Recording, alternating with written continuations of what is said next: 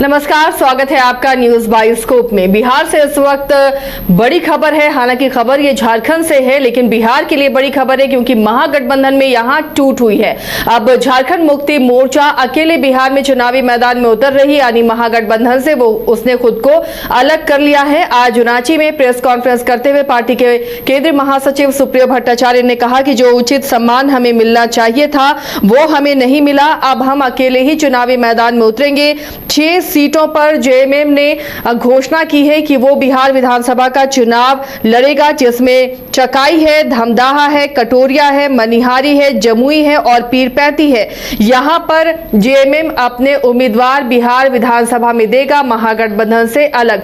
तो महागठबंधन के लिए राहें मुश्किल होती जा रही है। बिहार में कई सीटों पर उसके सहयोगी पार्टी आपस में ही आमने सामने नजर आ रही है। हमारे साथ स्टूडियो में वरिष्ठ सहयोगी राकेश रंजन जुड़े हुए हैं, उनसे जानते हैं अब इस फैसले का बिहार की राजनीति पर और झारखंड की राजनीति पर क्या असर पड़ेगा। रंजन जी, अब जेएमएम का ये बड़ा फैसला कि अकेले ही विधानसभा चुनाव में वो किस्मत आजमाएगी, भले ही 6 सीटों पर उन्होंने अपनी दावेदारी पेश की है। अब क्या सीन नजर आ रहा है, ये महागठबंधन के लिए बिहार में कितनी मुश्किल होगी, और बाद में हम चर्चा करेंगे झारखंड के गठबंधन पे कितना असर पड़ेगा। देखिए, ये जो कुछ भी हुआ है ये दिखाता है कि जो इंडिया गठबंधन है, महागठबंधन है, वहां पर ऊपर में जो है नेतृत्व अब तक जो है लोगों को एकजुट रख पाने में सफल नहीं दिख रहा है। क्योंकि इससे पहले पशुपति पारस की पार्टी भी जो है महागठबंधन से अलग हुई। अब जेएमएम ने भी घोषणा कर दी है कि वो अलग चुनाव लड़ेगा। देखिए, अगर हम जेएमएम पर ही अभी कंसंट्रेट करें तो जेएमएम ने शुरुआत में जो है लगभग 1.5 दर्जन सीटों की बात की थी, फिर 1 दर्जन सीटों तक बात पहुंची, और आज जब जेएमएम ने जो है सीटों पर लड़ने की बात कही, उनकी संख्या 6 है, मतलब कि आधा दर्जन। तो अगर महागठबंधन यहां थोड़ी सी मैच्योरिटी दिखाता तो जेएमएम से 2 या 3 सीट पर बात बन सकती थी। और देखिए, ऐसे आपको लगता है कि झारखंड मुक्ति मोर्चा झारखंड में है और फिर जो है बिहार में उसका वो इम्पैक्ट नहीं होगा, लेकिन आपको बताऊं कि जो संथाल से सटे सीमावर्ती इलाके हैं वहां पर जेएमएम का प्रभाव बिहार में भी है। 2010 में चकाई से सुमित कुमार सिंह चुनाव जीते थे, जो कि फिर अभी पिछली बार जीते थे तो नीतीश सरकार में मंत्री बने, निर्दलीय जीते थे, और फिर अभी इस बार जेडीयू के प्रत्याशी होंगे।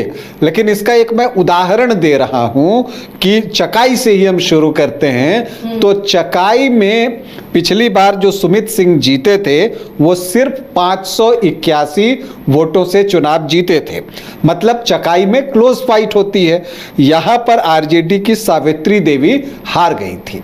लेकिन जो दिलचस्प है कि यहां जेएमएम से एलिजाबेथ सोरेन जो है वो चुनाव लड़ रही थी और उनको 16,985 मतलब कि 17,000 वोट आए थे, और हार जीत का मार्जिन कितना है, 581 वोट।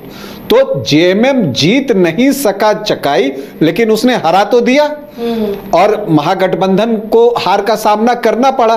तो यही एक चीज थी कि महागठबंधन में जो लोग अभी नेतृत्व कर रहे हैं और निर्णय ले रहे हैं उनको ये बातें समझनी चाहिए थी, क्योंकि बिहार में नेक टू नेक की लड़ाई चल रही है। तो ऐसे में अगर कोई 5,000 7,000 वोट लाकर आपको नुकसान पहुंचाता है तो उससे बेहतर है कि आप 1-2 सीट देकर अगर बात बन सकती है तो बनाइए। मैं इसलिए ये बात कह रहा हूं कि जेएमएम ने खुद से 6 सीट की घोषणा की है, उसने 1.5 दर्जन सीट की घोषणा नहीं की है। अभी सिर्फ 6 सीट की बात उन्होंने कही है, तो इसमें से 2-3 सीट पर बात बन सकती थी। जैसे आपको बताऊं कि कुछ जगह तो महागठबंधन की मजबूरी थी। मनिहारी सीट है, वहां पर जो एसटी आबादी है, आदिवासियों की जो वोटर्स हैं वो लगभग 13% है, 12.97%। लेकिन वहां से कांग्रेस का सिटिंग एमएलए है, मनोहर प्रसाद सिंह चुनाव जीतते रहे हैं वहां पर, तो वहां पर मैं समझता हूं कि महागठबंधन को कुछ परेशानी हो सकती थी। लेकिन जैसा मैंने आपको कहा कि चकाई हारी हुई सीट है, अगर यहां पर जेएमएम को यह सीट दे दी जाती और उसका अपना वोट यहां पर 9% है, ये मैं 2020 चुनाव की बात कर रहा हूं, पिछले चुनाव की, तो अगर 20% उसका अपना, माफ कीजिएगा 9% अगर उसका अपना वोट है, उसमें अगर आरजेडी के वोट जुट जाते तो ये सीट जेएमएम निकाल सकता था। इसी तरह से आप देखें कि एक और सीट जिसकी हम चर्चा करें वो कटोरिया की सीट है। ये एसटी आरक्षित सीट है, यहां पर 12% से ज्यादा ट्राइबल वोटर्स हैं और यहां पर अगर आप देखें तो यहां से बीजेपी ने पिछली बार चुनाव जीता था, इस बार वहां सिटिंग एमएलए का टिकट कट गया है। जेएमएम यहां से चुनाव लड़ सकता था, इस बार जब वो लड़ेगा तो शायद रेखा सोरेन वहां से उनकी प्रत्याशी भी होंगी। तो अगर आप देखिए तो यहां पर अंजेला हांसदा 2020 में लड़ी थी, उनको भी 5,500 से ज्यादा वोट आए थे और 2015 में तो 17,481 वोट जो है उनको आए थे, 13% वोट। इसका मतलब यहां जेएमएम का एक प्रभाव है। तो ऐसी सीटों को जेएमएम को दिया जा सकता था जहां एसटी वोटर्स के साथ अगर आरजेडी के वोट जुट जाते तो वो सीट महागठबंधन निकाल सकता था। देखिए, जेएमएम की नाराजगी की एक वजह भी है। जेएमएम, आप याद कीजिए, जब इससे पहले 2019 में जेएमएम की सरकार झारखंड में बनी थी तो आरजेडी के कितने विधायक थे? सिर्फ एक विधायक थे, चतरा से सत्यानंद भोक्ता, लेकिन उनको जो है पूरे 5 साल तक जेएमएम ने मंत्री बनाया। मतलब जो सम्मान आरजेडी को मिलना चाहिए था वो सम्मान जेएमएम ने दिया था।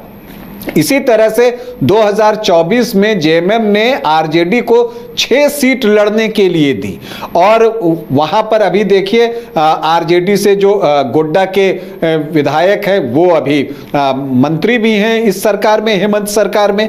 तो जेएमएम ने जो सम्मान दिया, बदले में इसको उम्मीद थी कि जो बिहार में सीटों का बंटवारा होगा तो महागठबंधन में इनको स्थान जरूर मिलेगा, लेकिन वो सम्मान इनको उस महागठबंधन में मिला नहीं। क्योंकि देखिए, पहले जो डिमांड थी, फिर एक जेएमएम ने कहा कि अगर 15 तारीख तक फैसला नहीं आता है तो फिर वो अलग लड़ने पर विचार करेंगे। तो इनको उम्मीद थी कि इसका कुछ असर महागठबंधन के नेतृत्व पर पड़ेगा, लेकिन ऐसा कुछ नहीं हुआ। जबकि यहां से सुदिव्य सोनू जो वर्तमान सरकार में मंत्री हैं, विनोद पांडे के साथ बातचीत करने के लिए पटना भी गए, बातचीत भी हुई, लेकिन उसका फल क्या निकला? कुछ भी नहीं, वो शून्य रहा। तो ये चीजें बताती हैं कि महागठबंधन में नेतृत्व जो है उतनी मैच्योरिटी से काम करता नहीं दिख रहा है। आप एनडीए से तुलना कीजिए, वहां पर भी सीटों को लेकर बहुत तरह के विवाद थे, लेकिन अंततः जो ऊपर में नेतृत्व होता है, जब वो आगे आकर इन चीजों को हल करना चाहता है, सॉल्व करना चाहता है, तो कर लेता है। उसने किया। आप यहां तक कि झारखंड में विधानसभा चुनाव की बात कीजिए, यहां पर भी समस्या थी, लेकिन उस वक्त जो है, जो झारखंड के मुख्यमंत्री हैं हेमंत सोरेन, उन्होंने सूझबूझ से काम लिया। उन्होंने कांग्रेस को भी सीटें दी, आरजेडी को भी सीटें दी। हालांकि 1-2 सीट पर फ्रेंडली फाइट जरूर हुई, लेकिन यहां पर उन्होंने सीटों का बंटवारा उस तरह से कर दिया जो चीज अभी तक जो है बिहार में देखने को नहीं मिला है। देखिए, पशुपति पारस अलग हुए, अब जो है जेएमएम अलग हो रहा है। आप देखिएगा कि कई सीटों पर वहां फ्रेंडली फाइट हो रही है। वैशाली में आरजेडी का कैंडिडेट है तो कांग्रेस ने भी अपना कैंडिडेट वहां पर दिया हुआ है। तारापुर में वीआईपी और आरजेडी आपस में भिड़ने की तैयारी में है। इसी तरह से बछवाड़ा में जो है कांग्रेस और सीपीआई के प्रत्याशी भी दोनों ने नॉमिनेशन कर रखा है। तो इस तरह की चीजें जो है वो जनता के अंदर भी मैसेज गलत देती हैं। कई सीटें ऐसी है, एक सीट के बारे में पता चला कि एक प्रत्याशी जो है आलमनगर की बात है कि उन्होंने आरजेडी से भी पर्चा डाल दिया और बाद में वीआईपी से भी पर्चा डाल दिया। तो ये जो कंफ्यूजन हो रहा है आपस में गठबंधन के घटक दलों के बीच में, या कह लीजिए कि गठबंधन के घटक दलों को एक दूसरे पर उस तरह का विश्वास भी नहीं दिख रहा है, इसका नुकसान होता है क्योंकि जनता के बीच संदेश ठीक नहीं जाता। यानी जो इतनी बैठकें चल रही थी महागठबंधन में, संयोजक कौन होगा, कौन लीड करेगा, सब धराशायी हो गया और सब अपनी मनमानी कर रहे हैं। या देखिए ना, आज राजेश राम का जो पोस्ट आया सोशल मीडिया पर, उससे साफ लगता है कि उनके अंदर भी नाराजगी है, क्योंकि कुटुंबा उनकी सीट है और वहां से भी ये चर्चा है कि आरजेडी अपना प्रत्याशी दे सकता है, सुरेश पासवान जो हैं उनको उतार सकता है उनके खिलाफ। तो अब अगर जो आपका घटक दल है, मुख्य घटक दल है, उसके वो प्रदेश अध्यक्ष हैं, अगर उनके खिलाफ आरजेडी का कैंडिडेट उतर जाए तो फिर वो कैसा लगेगा, क्या संदेश जाएगा, कैसे फिर आप महागठबंधन की एकता की बात करेंगे। होता है जब आप टेबल पर बैठते हैं तो कई तरह की चर्चाएं होती हैं, हॉट टॉक्स भी होते हैं, सीटों को लेकर सबके अपने दावे होते हैं, लेकिन वो कमरे के अंदर होता है, वो बाहर नहीं आना चाहिए जिस तरह से चीजें बाहर आई हैं। यहां पर मैं आपको बता रहा हूं कि जेएमएम सीट जीते न जीते, लेकिन कुछ सीटों पर जो है वो प्रभाव तो डाल ही सकता है। कुछ जगह देखिए मजबूरी है, जैसे धमदाहा की सीट है, वहां पर 7.22% जो है ट्राइबल वोटर्स हैं, लेकिन वो सीट जेएमएम को महागठबंधन नहीं दे सकता था, क्योंकि संतोष कुशवाहा जो जेडीयू के सांसद रहे पूर्णिया से 2 बार, उनको आरजेडी में शामिल कराया गया है, तो वो सीट जो है जेएमएम को नहीं दे सकता था आरजेडी, ये बात सच है। इसी तरह से मनिहारी जो कि एसटी आरक्षित सीट ही है, वो भी नहीं दी जा सकती थी। पिरपैती में 12% जो हैं वो ट्राइबल वोटर्स हैं, लेकिन वहां पर खरवार जाति के ज्यादा जो हैं वो आपको ट्राइबल वोटर्स हैं और वो नीतीश कुमार को वोट करते हैं क्योंकि उन्होंने ही उनको वहां पर ये दर्जा दिया था।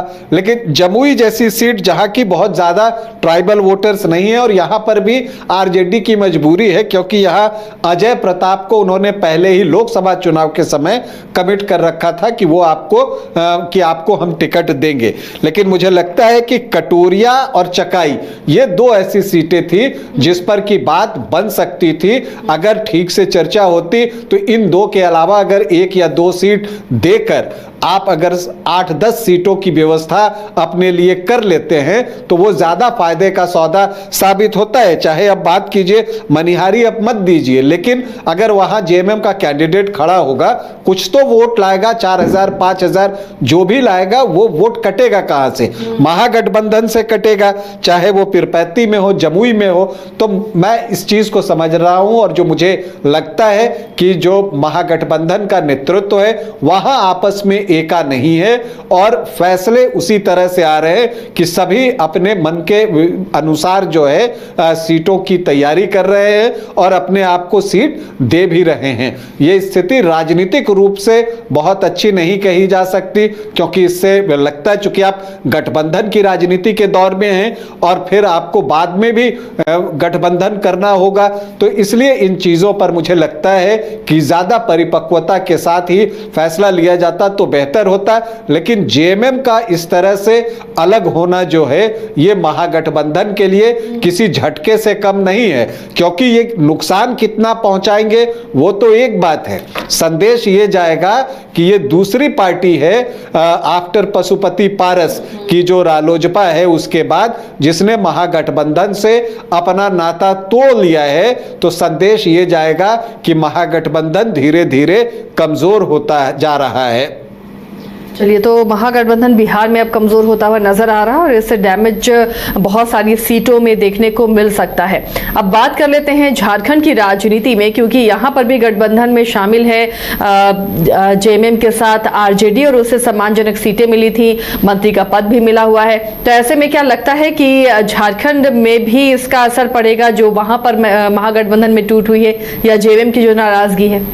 देखिए, अगर तात्कालिक रूप से देखिए तो जेएमएम की नाराजगी तो है, इससे कोई इनकार नहीं कर सकता, क्योंकि अगर नाराजगी नहीं होती तो बिहार में जो है जेएमएम 6 सीटों पर लड़ने की बात नहीं कहता।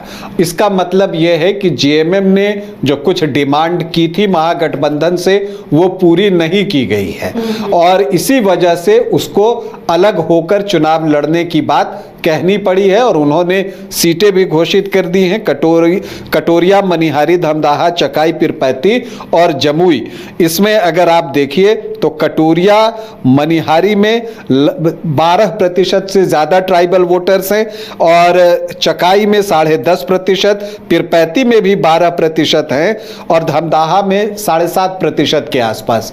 तो इसका असर जो है चुनाव पर तो बिहार में पड़ेगा ही, क्योंकि जितने वोट इसमें से खींचकर जेएमएम अपने पाले में करेगी उससे जो है नुकसान महागठबंधन को होगा। लेकिन वहां जितना नुकसान होगा, डर इस बात का है कि कहीं झारखंड में उससे बड़ा नुकसान ना हो जाए, क्योंकि यहां पर झारखंड में आरजेडी के कोटे से मंत्री बनाए गए हैं और यहां पर आप देखिए कि जब 2019 में भी हेमंत सोरेन की सरकार बनी थी तब भी सत्यानंद भोक्ता आरजेडी के इकलौते विधायक थे, तब भी उनको मंत्री बनाया गया था। तो ये बातें चुभने वाली हैं जेएमएम के लिए कि हमने उनको पूरा सम्मान दिया, बदले में जो हमको मिलना चाहिए था वो सम्मान नहीं मिला है। तो इसका एक असर जो है वो पड़ सकता है। लेकिन ये चुनाव का समय है, चुनाव के समय जो कई चीज़ें होती हैं जो भावनाओं में बहकर होती हैं, फिर जब एक बार चुनाव परिणाम आ जाता है तब फिर से आप एक आकलन करते हैं कि क्या सही है क्या गलत है आगे की राजनीति के लिए, क्योंकि जो चुनाव अभी आने वाला है, चुनाव के बाद यही पास्ट हो जाएगा और फिर आदमी फ्यूचर की तरफ देखता है। तो उस समय क्या फैसला लिया जाता है, लेकिन निश्चित तौर पर यह फैसला जेएमएम की तरफ से ही लिया जाएगा। अब जेएमएम अपनी दरियादिली जिस तरह से अब तक उसने दिखाई है वो दिखाता रहेगा, या फिर जो है वो ये चीज करता है कि नहीं, उसको लगता है क्योंकि यहां पर आरजेडी के समर्थन से या अगर वो हट भी जाए तो सरकार की सेहत पर कोई असर नहीं पड़ने वाला है, क्योंकि यहाँ इस तरह की जो मेजॉरिटी है जेएमएम के पास कि उसका कोई असर जो है वो पड़ेगा नहीं। लेकिन मुझे लगता है कि हेमंत सोरेन जितने परिपक्वता के साथ फैसले लेते हैं, शांत स्वभाव के दिखते हैं और चीज़ों पर गौर करते हैं, तो नेचुरली ये चीज़ें वो चुनाव के बाद ही तय करेंगे। क्योंकि जब आप किसी मोमेंट में बहुत गुस्से में होते हैं तो फैसला लेना उचित नहीं होता, इसलिए मुझे नहीं लगता कि चुनाव तक कोई फैसला लिया जाएगा। चुनाव परिणाम जब बिहार का आ जाएगा उसके बाद जो है जेएमएम बैठेगा और उसमें वो तय करेगा कि अगर हम आरजेडी को सरकार से हटाते हैं यहाँ झारखंड में तो उसका क्या जो है परिणाम आ सकता है, वो बेहतर होगा या वो नुकसानदेह होगा आगे की राजनीति के लिए, फ्यूचर के लिए। तो फिर उसके अनुसार ही जेएमएम फैसला लेगा, ये बात मानकर चलिए। लेकिन गेंद पूरी तरह से जेएमएम के पाले में होगी और जेएमएम ही तय करेगा कि आरजेडी से मंत्री होंगे या नहीं होंगे। तो देखिए ये अब तस्वीरें थोड़ा वक्त और लगेगा, उसके बाद पता चल पाएगा कि झारखंड में इस फैसले का क्या असर पड़ता है। लेकिन बिहार में तो गठबंधन टूट गया है और वहां 6 सीटों पर जेएमएम अकेले विधानसभा का चुनाव लड़ेगा और उसके बाद परिणाम के बाद तब झारखंड की राजनीति पे इसका क्या असर होगा वो भी देखना काफी दिलचस्प होगा। तो फिलहाल इतना ही। बिहार चुनाव से जुड़ी हुई तमाम अपडेट के लिए आप देखते रहिए न्यूज़ बाइस्कोप।